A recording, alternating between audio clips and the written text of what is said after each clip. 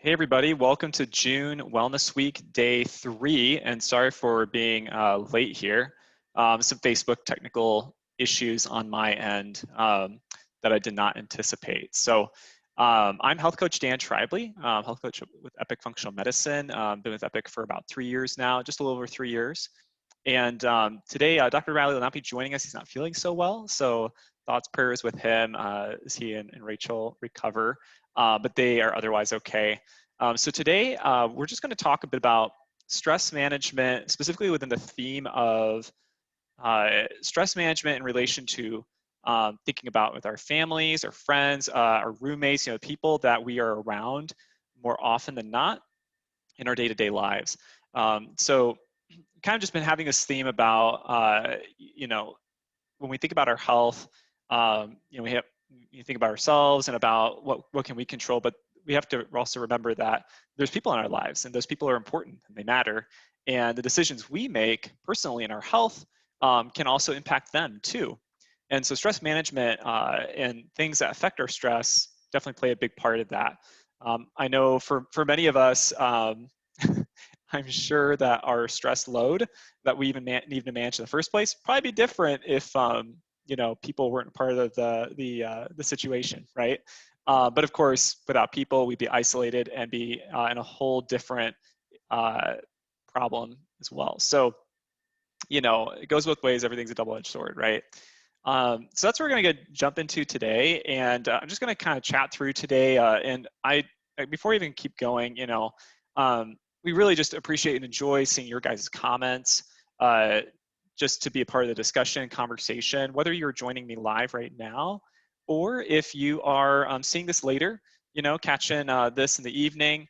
We know that most of you guys who are probably in the middle of your day, not going to be just hanging on Facebook, but love to get your comments either way. Just be part of the conversation, things to talk about today. What are your thoughts to that? What have been some of your own experiences or things that work well for you? Ways to engage the community for help that you need, and also to give help to the community. So just want to say that first and foremost. All right, guys, so let's just jump in. It's kind of two parts to this. Kind of look at what could be some different ideas, just kind of throwing it out there for having fun, fun with people. And then also, even before we get to that, talking about some bigger picture things that we're going to require some communication, thought out communication with your family, with people you live with, those who are very much involved in your day-to-day life. All right. Without further ado, I'm going to take a swig of water here. Have you drank water recently? If not, let's take a drink of water. Hopefully give our body a moment's pause. Go, hey, we can take a moment, drink some water. It's good for our stress too, right? Okay, so the first thing I want to go over is, I don't know about you guys, and I'd love to hear, what your experience is in the comments. Number of people, I work with, and continue working with, and our private clients. One thing that can be just tough is time, right? Health coach Natalie and I were just talking about this yesterday. In fact, when we were thinking about, what are some of the biggest things that get in the way of people feeling stuck when it comes to having some kind of structure or a plan of attack, some kind of an action step to help them manage their stress a little bit better than they are now. The big part of that's time. It's like, man, my day is so full, I just have no margin. And I don't have maybe some time for myself, right? I think it's a big one. So many of us, so many of you guys are givers. You give your time, you give your energy and your resources, blessing others, caring for others, taking care of your family, your kids, your spouse, your partner, that we don't give any margin for ourselves. It's tough because it can feel like selfishness to give ourselves some time and space. But really, we have to consider, if we don't give ourselves that time, if our battery is not able to sustainably keep up its charge, we're going to run out of battery, and now we ain't helping anybody. So, we have to remember that. So one of the things that I just want to share, just kind of a couple examples, just real life examples, and maybe you can relate to this too. And that is first, communicating with your family on boundaries. What do you need that they may not be aware of? Whether you need some space, alone time, do not disturb time. I was just thinking of a couple clients that I've chatted with where, you know, as we were talking about this, just about their stress and what do they need in their day, and they're like, you know what, like, it can make such a big difference for me. This is the client speaking. You know, for me, if I had even just 15 minutes in the morning, just 15 minutes. But the moment, you know, once my kids get up and then it's like, oh, you know, hey mom, I need this, that, or, you know, hey, how's it going? And there's the interaction. It's like, you know, that time is gone. And I thought, you know, I bet right now the situation's the way it is. Nobody's doing anything wrong, right? The kids aren't doing anything wrong. It's just what the situation is, right? Person, you know, wants to have some alone time, and that isn't being supplied, and it's being interrupted by family members and by the kids. I'm sure the kids don't realize, hey, you know, mom wants to have this time where she's not disturbed. But I don't even know that, you know. A lot of times there's just patterns that emerge in our day-to-day living. We get into certain routines or ruts. You know, everybody in the family kind of does. There's just a certain culture and a way things go happen, and they just become normal and kind of on autopilot until there is some clear communication and maybe some open dialogue on restructuring some expectations. You know, so for this client, you know, she's like, hey, what if, you know, what could it look like if you were able to either chat with your kids? And I guess it depends on how old your kids are, right? If they're like really little, you know, there's only so far you can have like sit down conversation with them about expectations, right? You know, sometimes you just need to set however it is. You know, kids, or also even with your partner, the people you live with, like, hey, I'd love to have, like, I am really needing XYZ right now, some alone time, or I need to be able to process and think going into my day, because I know that when I have this time, I can be a much better mom to you, a better roommate to you, a better partner to you, all those things. So you share some of the benefits of why this thing you need for yourself is good for them too. And then from there, just lay out what you want, what you're desiring. And sometimes just opening up that dialogue can make such a big impact of every, you know, those other folks going, oh, I didn't know that was even a need that you had, right? And then they can accommodate. But if they don't know that, they're not going to then go, oh, right, right, right. We don't disturb mom right now, you know, and it can make a different choice.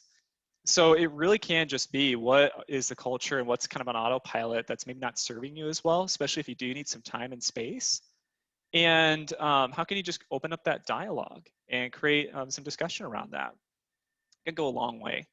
So that's the first one there. Also, another example is kind of a similar situation. A mom of some older kids, thinking high school, upper middle school, definitely in high school.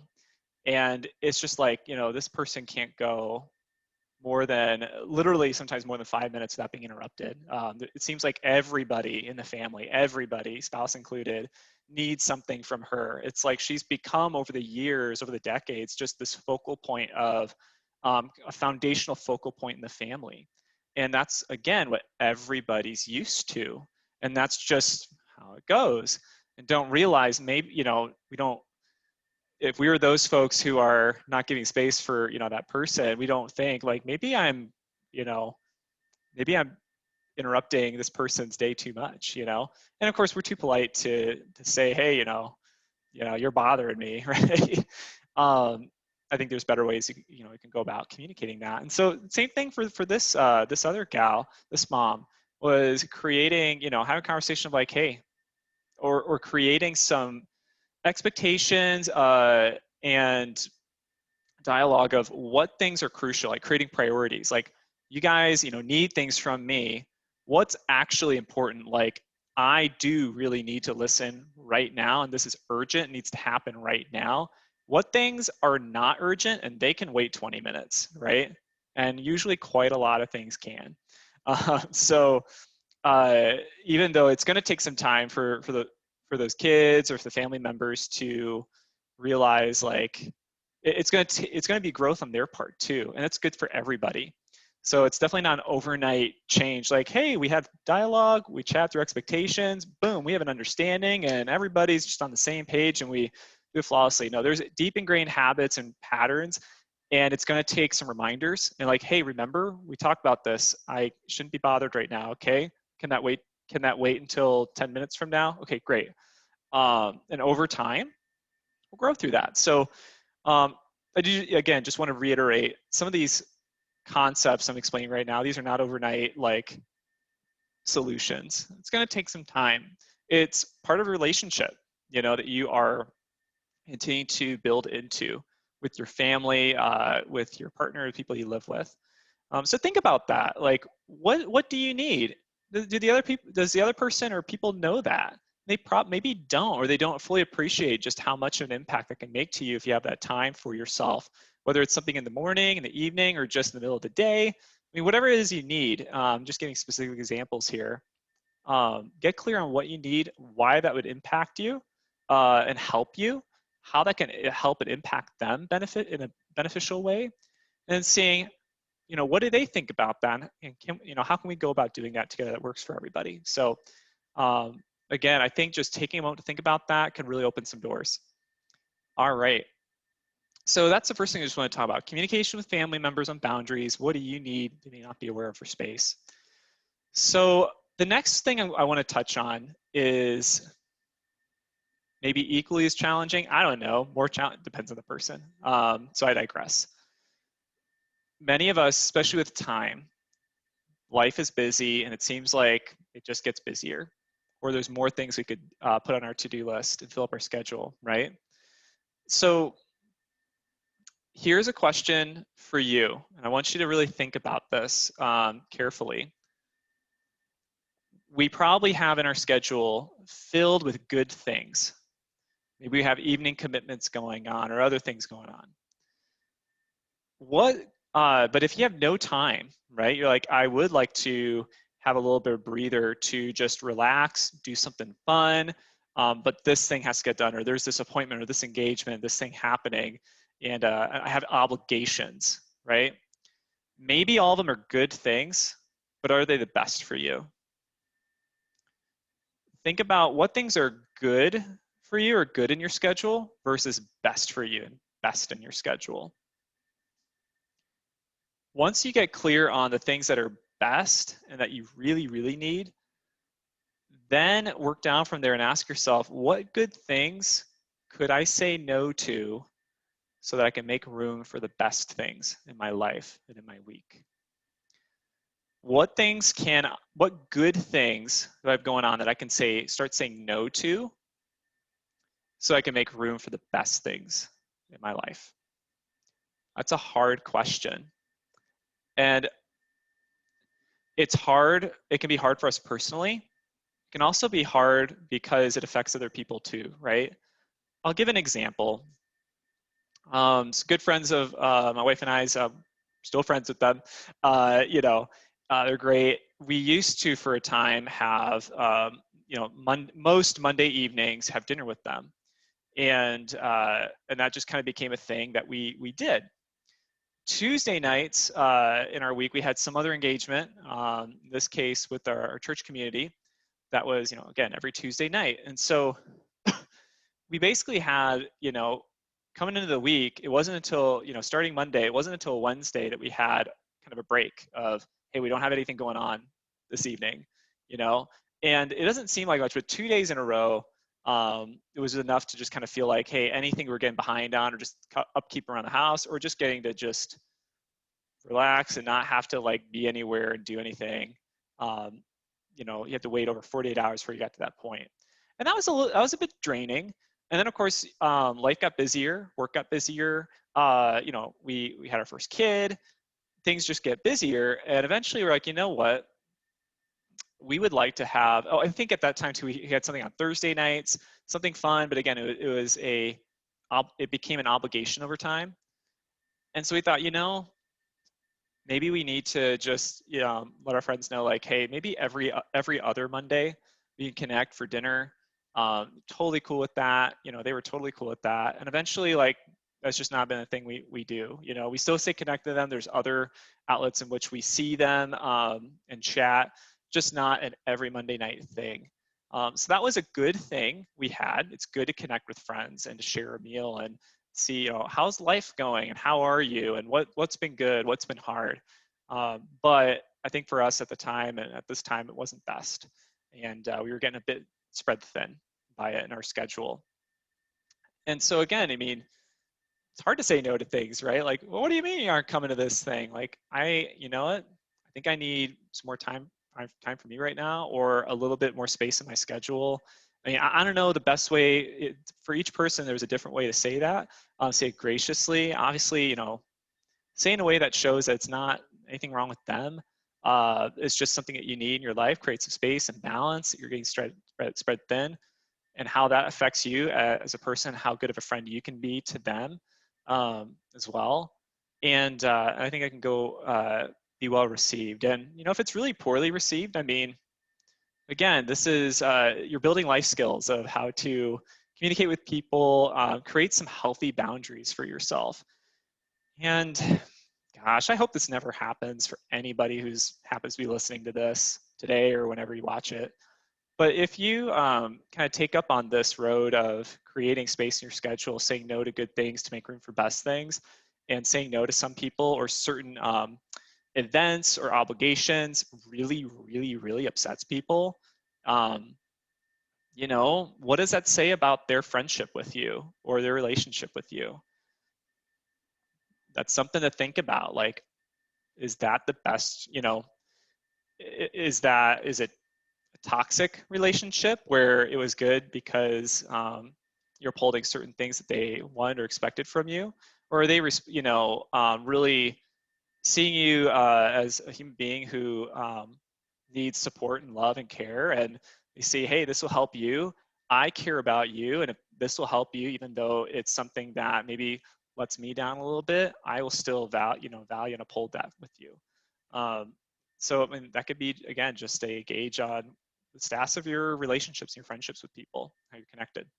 So those are some big picture things I want to throw out there today, and thinking about stress management and how that affects and relates to our families, our community, the people around us. So I'm just going to review that one more time before we go into just kind of a few other fun ideas before we start wrapping up the day.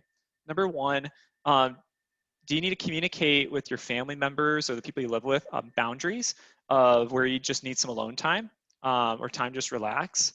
And what could that conversation look like? They might not be aware that you need that, and just opening that awareness can create all sorts of opportunities for you that you didn't realize you could get.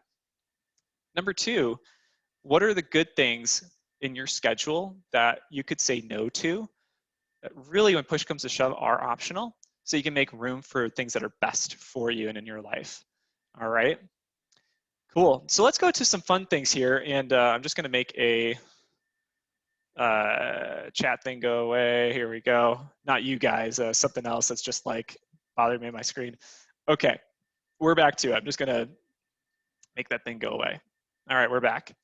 So what are some other fun ideas? Well, one of the things we talk about, for some of you guys, this would be a review. For those of you guys who are new to the group or haven't, gotten to listen to some of our topics on stress management, at Epic, we like to just remind folks of 4 simple things for managing our stress, right? And I'm just going to go through it briefly. This isn't the main point of our conversation today, but we talk about at Epic and with our private clients too, and with you guys, getting some SOME stress management. And that stands for sunlight, oxytocin, meditation, mindfulness, and exercise. It's like, hey, boom, boom, boom, boom. Any one or combination of these things can help tell your body that we can take a moment, that it's going to be okay. We are safe. We're not being threatened. We don't need to respond in a stress response. There's a 5th one in there that if we could somehow make it work with the acronym, I would love it. Don't know how though. If any of you guys have an idea, post in the comments. I'd love to hear it. But the 5th one, I think it's super important too for stress relief and just managing our stress is fun. Having fun. I think this is the older we get, the greater, I don't know if this is Einstein or if I'm just making this up. Somewhere I heard somebody say, the greater the mind, the greater the need for the simplicity of play. I love that quote because it just really speaks to how life gets busier. We get more responsibilities, weighed down with important things in our minds, in our lives to do. And how much more important then we need to just enjoy simple things in life just because they're fun and really for no other reason. You know, those are still good things. What are those things for you? What is fun for you? I was just talking with a client yesterday. Yesterday's Tuesday. Yes. I was just talking with a client yesterday. It's like one of her next steps, she thinks, was even figuring out what do I like doing for fun? You know, life, it was just, you know, life for her is at that point right now where there's all, it's like hard to shut off the to-dos, the projects around the house, things that could get done, to even just be like, well, how do I have fun? Like having to relearn that again. You know, what things do I enjoy? What games or outdoor activities or hobbies did I used to do or could I enjoy getting into? You know, even just doesn't have to be a fancy hobby. You know, is it putting puzzles together? I don't know. Um, but just having fun. So, what could be some things you and your family or your friends could do together for fun, where you can be engaged in community and it's stress management, helping with your stress management in your life as well? Now, here's just some ideas, and I would love to. This is just an idea, plop. And I'd love to hear from you guys. Post in the comments, what are your ideas for things you do for fun and that you could do with other people as well? That could be, you know, practical, maybe fairly simple depending on the situation. All right. So first thing is a big popular one is walks, family walks. That one can be very accessible for everybody. You can do it oftentimes after dinner. You know, if you and your family get together for dinner and there's no like, you know, people aren't running off to activities or other things afterwards, like, hey, let's just go for a walk together. And it's nice if it's nice outside, evenings cooling off a little bit in the summer. And if you have a park nearby, you can walk, even better. But if not, that's fine too. That can be great. And I've had, you know, it's been fun and encouraging to hear some folks I work with who clients I work with who just say, yeah, we started having walks together as a family. It's just been really good. And the kids enjoy it too. I think sometimes we just need to try things before we assume how people are going to enjoy it or not. So that can be a very simple thing there. And then other things too can be, you know, if you are going to go to a park, if you do have a park nearby, maybe, you know, if everybody doesn't think a walk is a great idea, maybe be like, hey, we're going to go for a walk. You guys can enjoy, you know, throwing a Frisbee or playing at the playground or doing whatever, but we're all here doing something we enjoy. Maybe it's in pockets or pairs, maybe, you know, whatever it is, there's a lot of flexibility, right?